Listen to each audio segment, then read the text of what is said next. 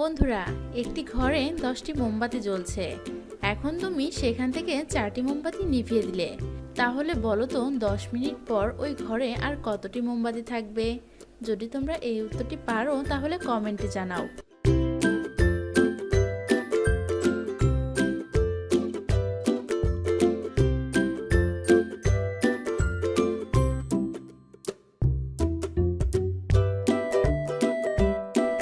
বন্ধুরা, তোমরা কি পারলে?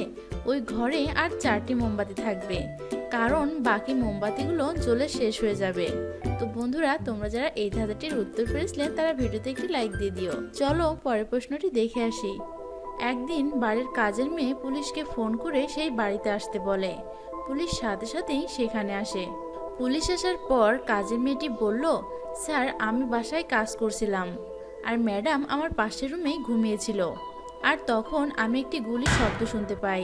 আর আমি তখন ম্যাডামের হাজবেন্ডকে ফোন দিয়ে বলি, স্যার, বাসায় কিছু একটা গন্ডগোল হয়েছে, আপনি তাড়াতাড়ি বাসায় চলে আসুন।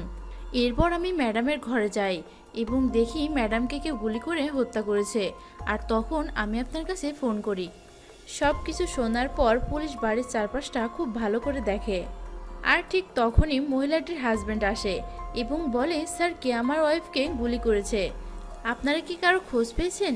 এই কথা শোনার সাথে সাথে পুলিশ মহিলাটির হাজবেন্ডকে গ্রেপ্তার করে। তো বন্ধুরা, এখন তোমরা কি বলতে পারবে কেন পুলিশ মহিলাটির হাজবেন্ডকে গ্রেপ্তার করলো? যদি তোমরা এই উত্তরটি পারো তাহলে কমেন্টে জানাও।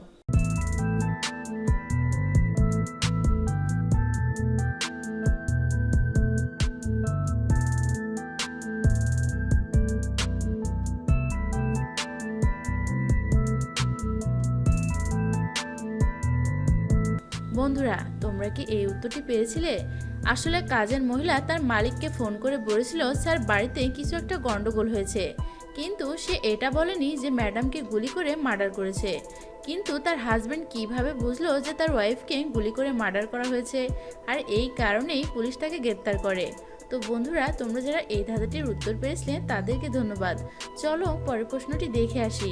বন্ধুরা, এমন কোন ব্যাগ আছে যেটা ভেজালে কাজে লাগে কিন্তু শুকনো থাকলে কোনো কাজেই লাগে না?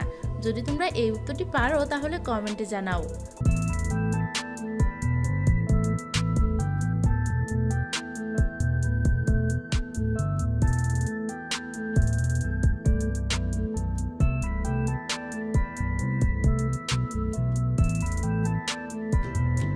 বন্ধুরা, তোমরা কি পারলে?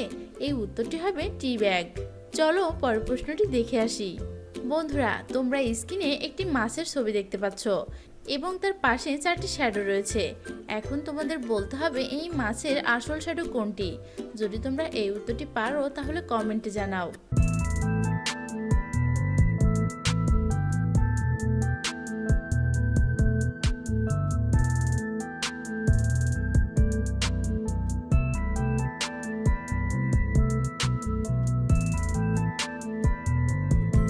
বন্ধুরা, তোমরা কি পারলে?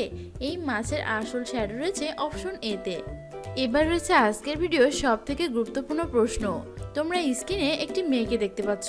মেয়েটি অনেক বিপদে আছে, কারণ তার ডান পাশে রয়েছে বিষাক্ত সাপ এবং বাম পাশে রয়েছে ক্ষুধার্ত বাঘ, আর তার সামনে নদীর পানিতে রয়েছে ক্ষুধার্ত কুমির।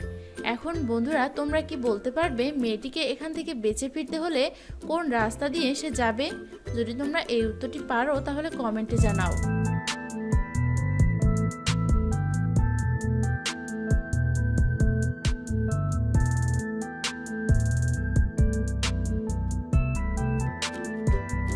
বন্ধুরা, তোমরা কি পারলে?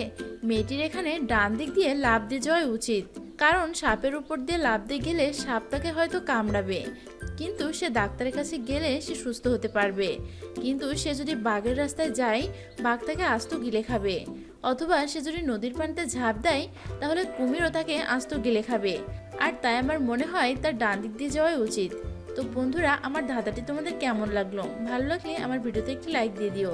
আর আমার চ্যানেলে নতুন সব ভিডিও পেতে চ্যানেলটি সাবস্ক্রাইব করে পাশ থেকে বেল বাটনটি অন করে দাও। আর আমার ভিডিওটি তোমার বন্ধুদের মাঝে শেয়ার করতে ভুলো না। আজ এই পর্যন্তই, দেখা হচ্ছে আরও একটি নতুন ভিডিওতে। সে পর্যন্ত সবাই ভালো থেকো, সুস্থ থেকো। আল্লাহ হাফেজ।